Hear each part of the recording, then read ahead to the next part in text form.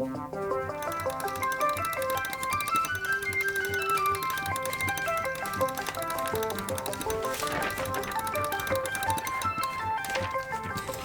can tell a lot about a person from just being in their space. And I want to introduce you to my space. Well, my sanctuary.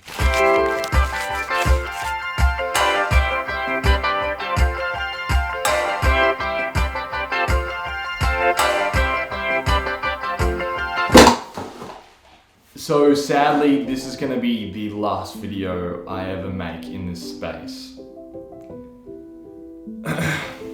And in this time of sadness, I want to flip it around and I want to make a positive reflection of what was. So before I even tell you what's next and what's going on, I want to take you back 3 years ago to where this all started.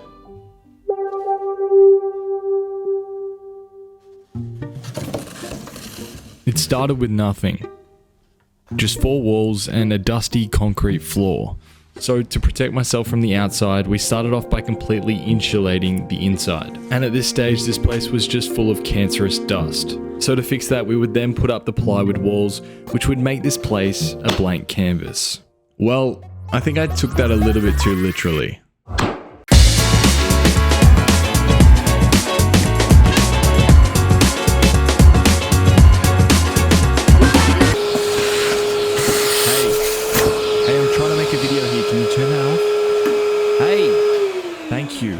So it felt like a new beginning, my first actual space to create anything I could dream up.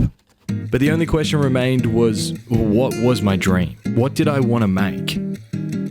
And that's when it became pretty clear. I needed a space to house all of my hobbies, to set me up for creative success. And as I finished framing the entire space, this is when I came up with my plan.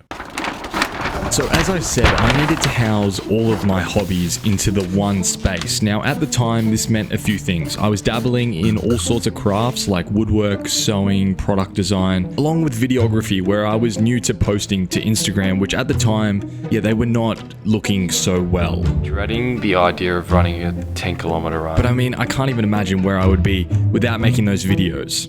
Anyways, I needed to create a structure, a system to cater for all of these hobbies. Insert the massive 2-wall workbench. Now, coming from a desk in the corner of my bedroom, I was spoiled for the amount of space I had. And well, let's just say I was a kid on Christmas morning. Let's go! So as this build starts to take shape, I want to let you in on what some of the inspirations were for the unique aesthetic of what the sanctuary has, what the sanctuary had. Now, a lot of you might see me as a Casey Neistat from Australian Temu, but funnily enough, the biggest inspiration for me was actually my constraints. You see, I had no money. Well, I had a bit of savings, but I wasn't about to spend that on the fancy desks and the ergonomic chairs. So instead, I just built it. You see, my dad was trained as a carpenter and is now a builder as of 40 years. So he has a lot of tools and a lot of experience. Over the years, I've gained a few things, tools, knowledge, yet I can still never remember to measure twice, cut once. Guys,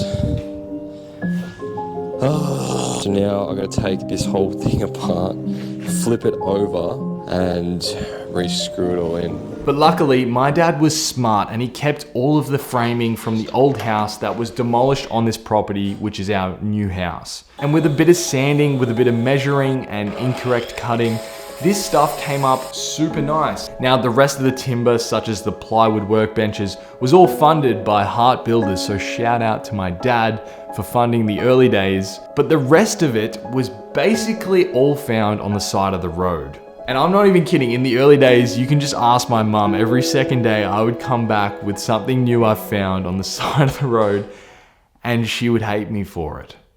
Building a space with what you find or what you have sort of becomes a puzzle. Can you make an idea work with 2 offcuts and 4 screws was often what I was asking myself. Ah, it's nice down here. But although cheap, this way of building was a lot more personal because everything had a story. These hooks to hold each of my grandpa hats were actually spoons collected from my travels around Australia, and so were the grandpa hats. This toilet seat I converted into a bin I picked up off the side of the road and built for the hate I got on my second ever TikTok. And I think that's what makes this my greatest creation, is that there's so many micro stories with everything that exists in this room that I would be here all day if I tried to tell you all of them. So let's just rewind back to where we are in this story. I'm 20 years old, I'm broke as hell, I have a completely transformed studio ready to build anything that I want. So the designated sections went something like this: a video section in the bottom left corner, followed by a tinkering section across the long workbench for anything that I wanted to build. And then with the rest of the space, I would use this to loosen my hips, if you know what I mean.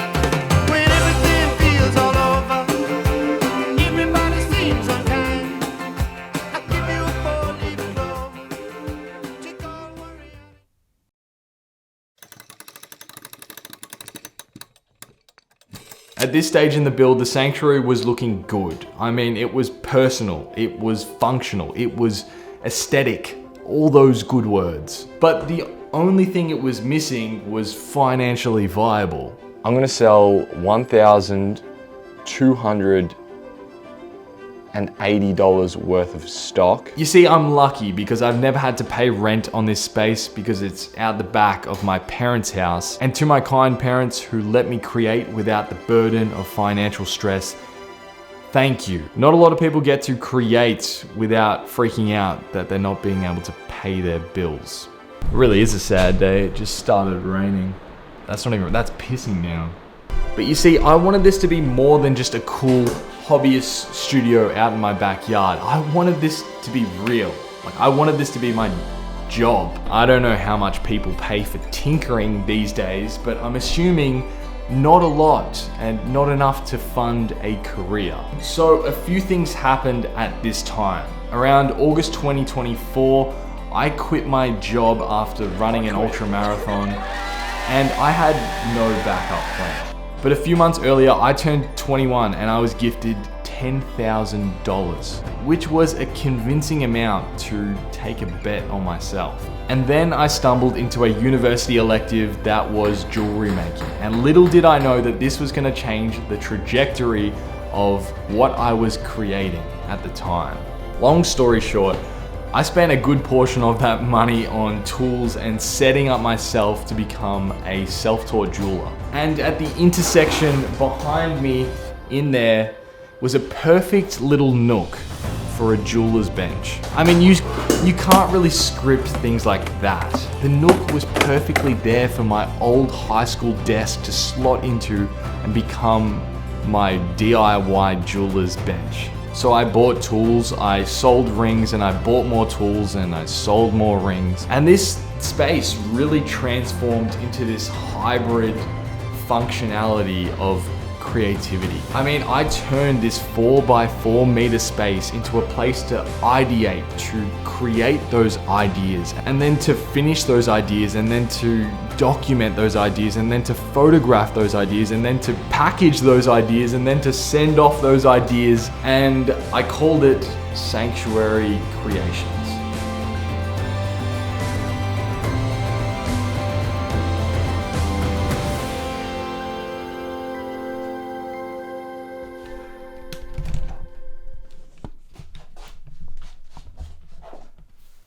That took me so long. You know, over the past 3 years, I would look around quite often and get really sad at the thought of one day having to leave this space.